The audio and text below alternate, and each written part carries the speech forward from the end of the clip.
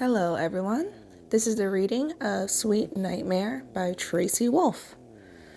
So, I'm just going to give you a little brief preview on how this is going to work because I am going to be doing readings chapter by chapter. I might mix a chapter or two here and there together. If they're short or if they're extra long, might be by itself. We'll see how it goes.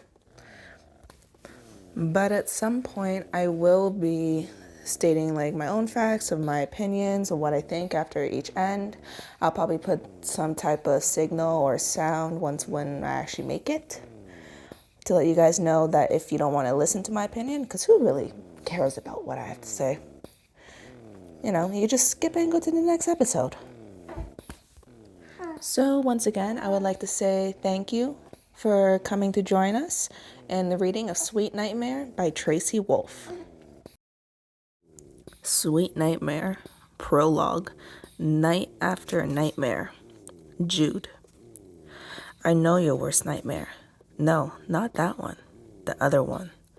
The one you don't trot out at parties. The one you don't whisper to your best friend late at night. The one you don't even acknowledge to yourself until it's 3 a.m. and the lights are out and you're too paralyzed with fear to even reach your arm out and flick on the bedside lamp. So you lay there, heart racing, blood pumping, ears straining for the slide of the window, the creak of the door, the footsteps on the stairs, the monster under your bed, the monster inside your head. Don't be ashamed. Everyone has one, even me. Mine always starts out the same. Full moon, hot, sticky air, moss hanging low enough to brush your face in the late night walk, waves crashing against the shore, a cottage, a girl, a storm, a dream, forever out of reach. I know it doesn't sound like much, but the story isn't in the setup. It's in the blood and the betrayal. So fall asleep if you dare. But don't say I didn't warn you, because the only thing I can promise is that my nightmares are worse than yours. Chapter 1.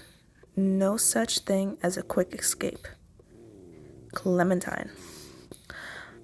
Of all punishments a school for misfits and fuck-ups could throw at a person, I can't believe I'm stuck with this one.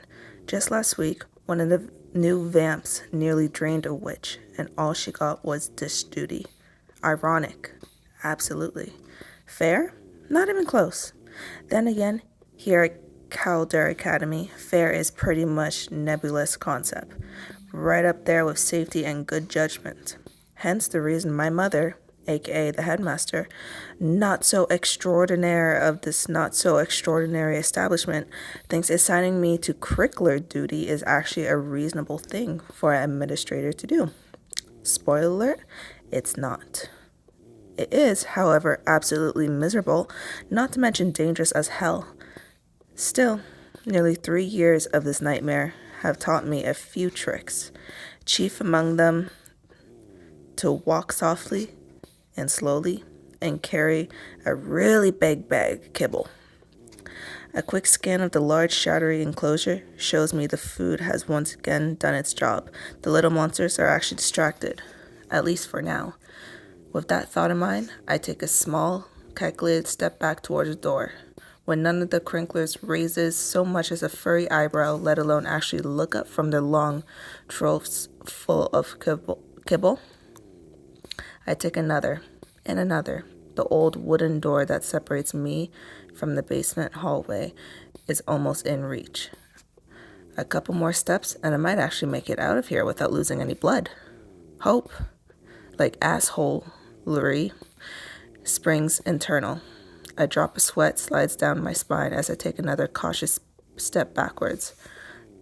Then I hold my breath as I reach behind me for the old-fashioned latch that keeps the crinklers and me locked in this cool, dark pen. But the moment my fingers touch the lock, a huge clap of thunder rumbles across the sky. Shit, shit, shit.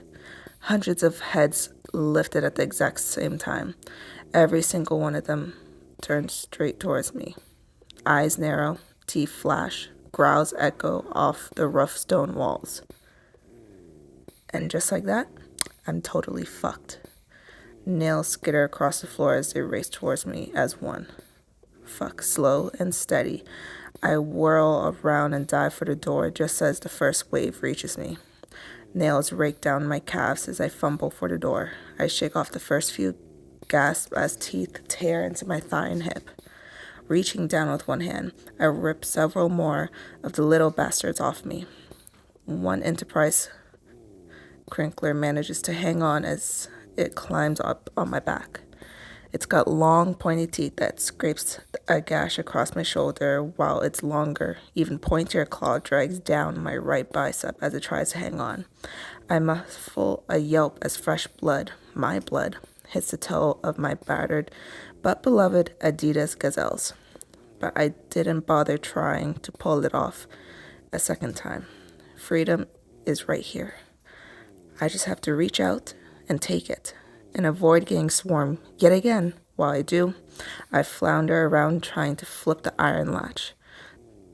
The lever is ancient and likes to jam, but I've done this enough times to know the tricks.